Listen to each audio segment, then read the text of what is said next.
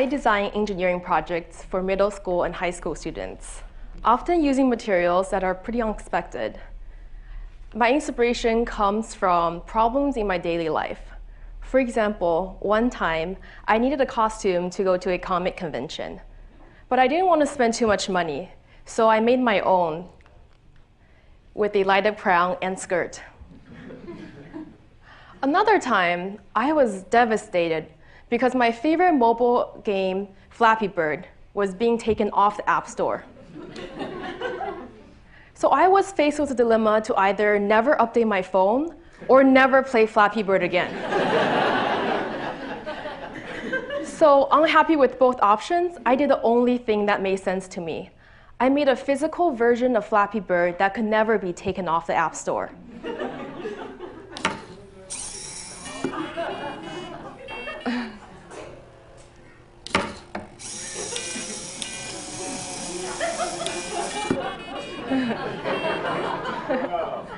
So a few of my friends were also pretty addicted to the game, and I invited them to play as well. Ah! What the heck?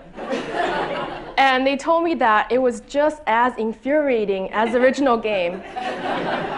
So I uploaded a demo of this project online, and to my surprise, it went viral and had over 2 million views in just a few days. And what's more interesting are people's comments. A lot of people wanted to make it their own or ask me how it was made. So this kind of confirmed my idea that through a creative project that we can teach people about engineering. So with the money made from the viral video, we were able to let students in our classroom all make their own game in a box. Although it was pretty challenging, they learned a lot of new concepts in engineering and programming. And they were all eager to learn so they can finish the game as well.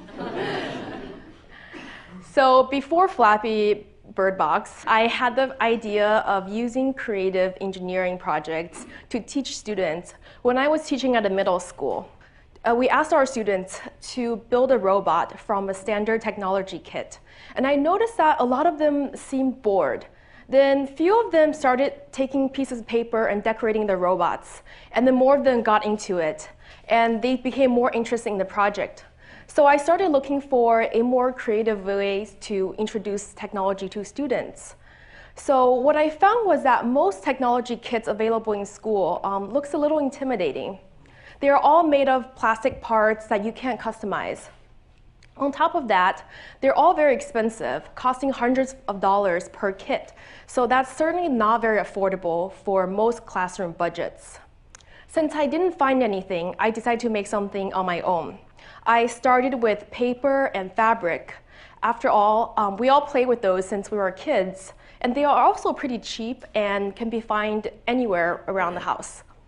And I prototyped a project where students can create a light-up creature using fabric and googly eyes. They were all helping each other in classrooms and were laughing and discussing the project. And most importantly, they were able to insert their own creativity into the project. So because of the success of this project, I continued to create more engineering projects to challenge my students. And I also started to take these workshops outside of school and into the community. And something really interesting happened. I noticed a lot of people from very diverse backgrounds started coming to our workshops. And specifically, there were a lot more women and minorities than I expected, and that you wouldn't usually see at a traditional engineering workshop. Now, take a look at this employee report at a major technology company in 2016. Women make up only 19% of the technology workforce, and underrepresented minority make up only 4%. This statistic might look familiar if you walked into a high school robotics club or a college engineering class.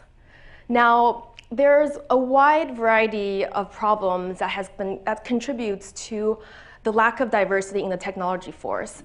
Perhaps one solution could be to introduce technology to students through creative projects. I'm not saying that this could solve everything, but it could introduce technology to people who originally wouldn't be interested in it because how it has been portrayed and taught in school. So how do we start to change the perception of technology? Most students think that it's boring or unwelcoming. So I have always designed projects following 3 principles. First is having a low floor, and that means this project is easy to get started. So take a look at this tutorial. The first project we ask students to learn is to make a circuit on paper. As you can see, it doesn't take very long to learn, and it's pretty easy, even for beginners. And having a low floor also means that we are removing the financial barrier that prevents people from completing a project. So with paper, copper tape, light bulb, and a battery, people can complete this project for under $1. So second principle is having a high ceiling. This means that there's a lot of room to grow and students are constantly being challenged. So at first, it might just be a light-up creature, but then you can add sensors and microcontrollers and start to program the creature to interact with its environment. And finally, the third principle is customization. This means that we can make this project relevant to anyone. That's the beauty of using everyday materials. It's very easy to customize using paper and fabric. So even if you don't like Flappy Bird, you can still make your own game. So our game is about Justin Bieber because he's been speeding, and the object is to prevent him from getting caught by the LAPD. Yeah, but he's changing, so we're a part of his posse. Thank you.